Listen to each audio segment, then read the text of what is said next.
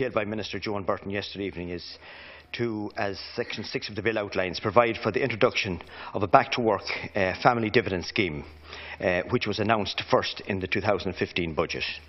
The back-to-work family dividend, as I'm sure you are aware, is designed to assist families who are job seekers or lone parents or reliant on welfare in making the transition back to employment or into self-employment.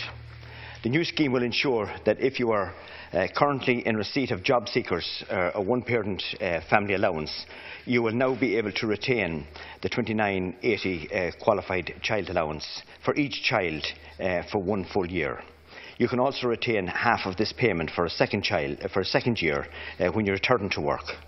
Therefore, over 2 years, a family with one child will receive additional support of £2,324 from this new scheme. Families with 2 children will receive £4,649, whilst families with 3 children will receive £6,973. If you qualify for the scheme, you will be paid the equivalent of an increase for qualified children that were being paid on your job seekers or one-parent family payment for the first year of employment. Half of that amount will be paid for the second year. You can combine time on a job seeker's payment with time spent on education, training or employment schemes to meet the eligibility requirements. For example, the back-to-work family dividend can be paid concurrently with the family income supplement, and this will not be taken into account in the means test for this supplement. This ensures that the new scheme will provide an additional incentive to families over and above any entitlement they may have from the family income supplement or similar schemes. I must also mention that persons getting job seekers or one-parent family allowance are also entitled to keep their current medical card for 3 years after they return to work. This acts as a separate incentive for job seekers to take up offers of employment because they will not lose the safety net of having a medical card, and has also ensured that people accepting jobs will have income support during the time of transition from employment to work.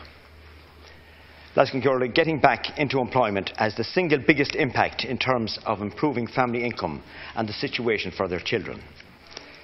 It is not acceptable, as was the case with the last number of governments, that people were encouraged to languishing on the live register without being given real opportunities and real support with their attempts to find work, which will ultimately have so many benefits for their family lives.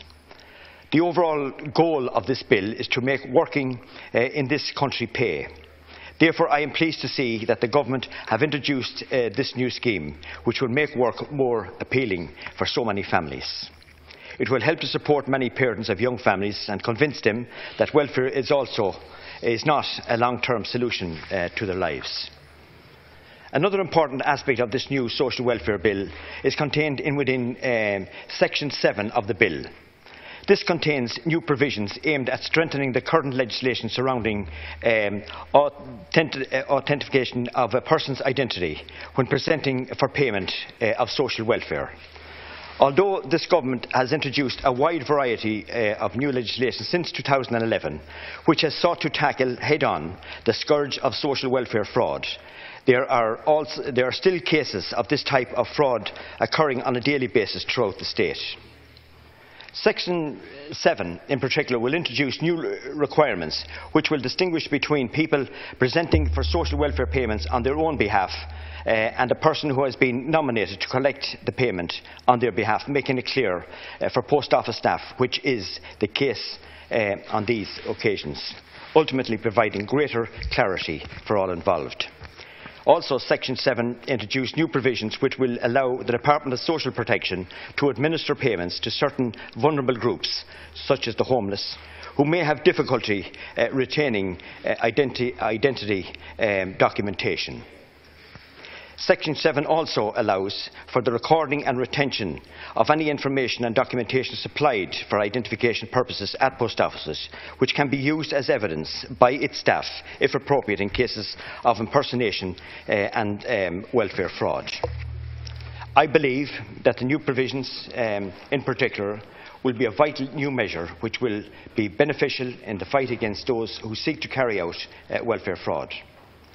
Finally, to conclude, This new social welfare bill, which introduces the Back to Work family dividend scheme and also new provisions to combat social welfare fraud, will have the effect of getting more people back to work in this country by making work more appealing, while also reducing the amount of fraud occurring. And I firmly believe that it should be welcomed by all sides of the House. Guramagat.